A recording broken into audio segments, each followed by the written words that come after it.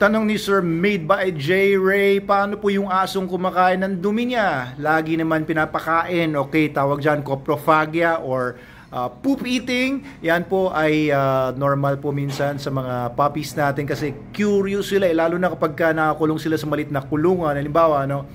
Tapos dumumi sila. Hindi naman kayo nakatingin sa kanya 24/7.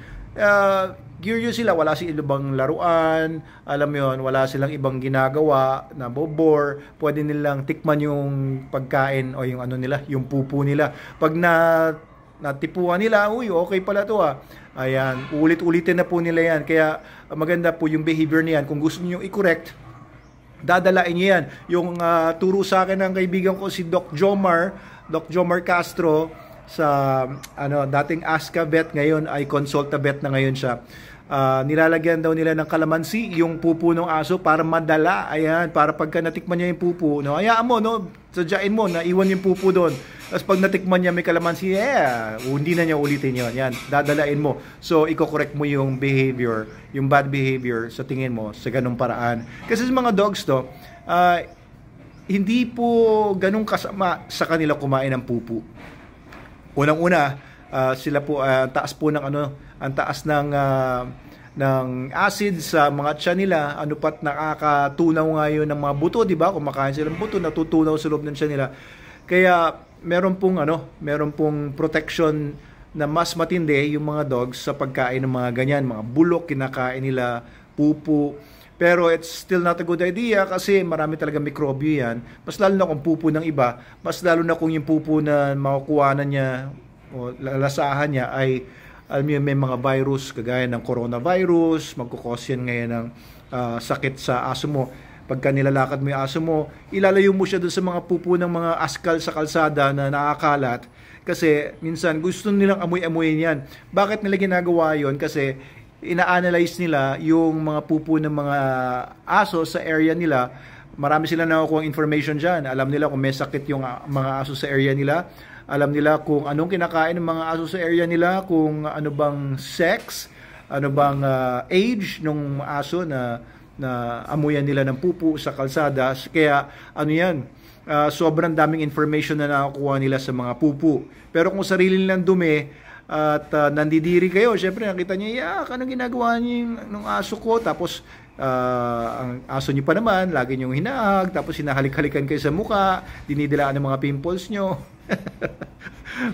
Medyo kadiri talaga kasi lalo na kung pet niyo sa bahay, no? Baby mo yun, baby mo kumakain ng tae. So it is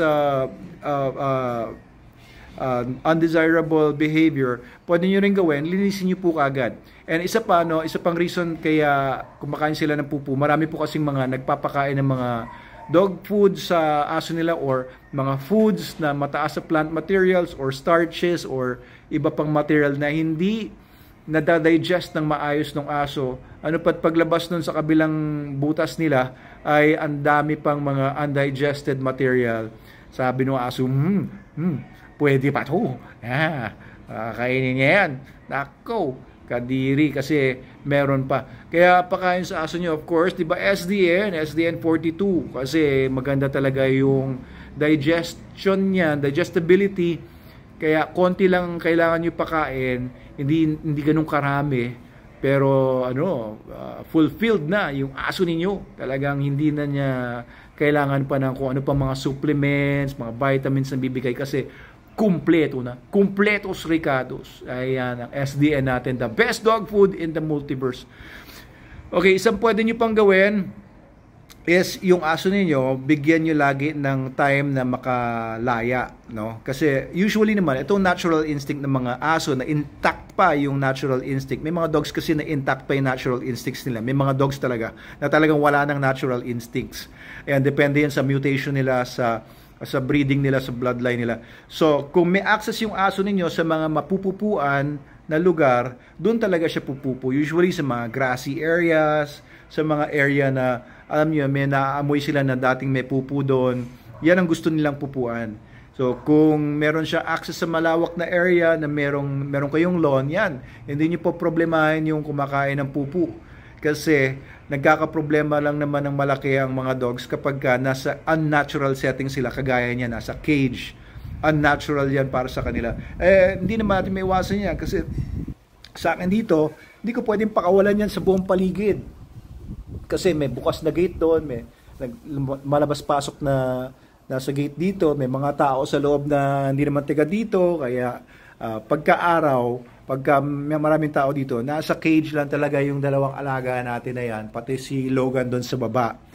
And pagka ganyan kasi yung settings, tapos doon na rin sila napupupo sa loob ng lugar nila, yan, kung ano-ano maisipan nila, kagaya na rin ng coprophagy. Pero si Logan, dahil sanay siya talaga na nakagala sa labas, hindi siya pumupupo sa loob ng cage niya, pinipigilan niya, hindi rin siya umiihi sa loob ng cage niya. Yun ang problema ko naman, kasi pwede siya magkaroon ng health problems. Kaya as much as possible, pakawalan ninyo yung mga dogs ninyo. Within your area lang, no? Bawal pakawalan ng mga dogs na sa labas, sa public. Huwag nyo gagawin yon. So, doon lang sa area ninyo, or maganda, meron siyang tie-out chain, pwede rin yan, nakatali yung aso, tapos merong lubid na nakakaikot-ikot, kagaya ng ginagawa ko dati sa mga videos ko kay Rigor, di ba? So, kailangan talaga yung aso na well mentally stimulated din para hindi siya nababaliw at nakakaisip ng kung ano-ano mga bagay, kagaya ng pagkain ng pupu.